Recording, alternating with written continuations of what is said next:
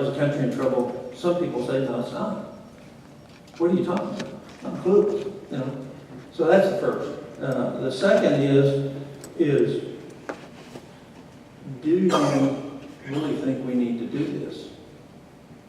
And then you ask, well, what do you think? What's happening? What do you see? What's happening to your kids, your grandkids? What's happened to the jobs in your area? What happened to manufacturing jobs?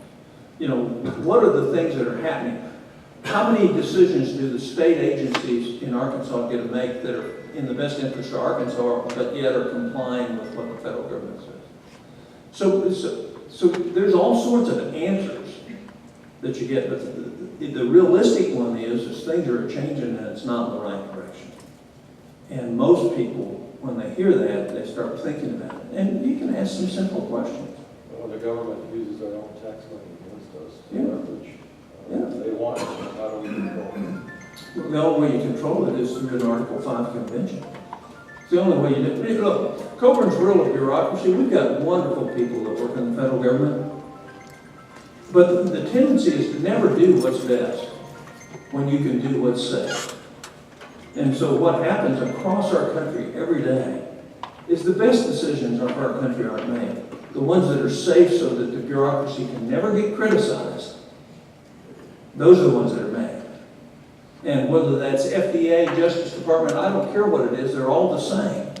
And I've done hearing after hearing at the federal level, and that's the same answer you get. Homeland Security, FBI, NSA, you know, it's the same thing. That's human nature. But the unwinding, and again, what's history say? Every republic that's ever been started has failed. And it's failed for the same reasons. Is power gets concentrated and fiscal sovereignty gets muted, and so what we do is we borrow ourselves to death. And accompanying that is a marked decline in virtue as you take away personal responsibility. I think the biggest opposition right now is fear. That's what it comes down to. Many different directions, but fear of doing something. And every time I sit down and say, well, just explain to me what that fear is.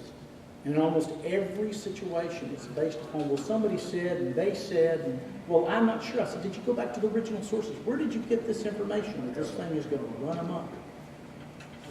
Like a convention, runaway convention, that's one of the big oppositions that you make. But here again, the opposition towards going forward is let's just do nothing.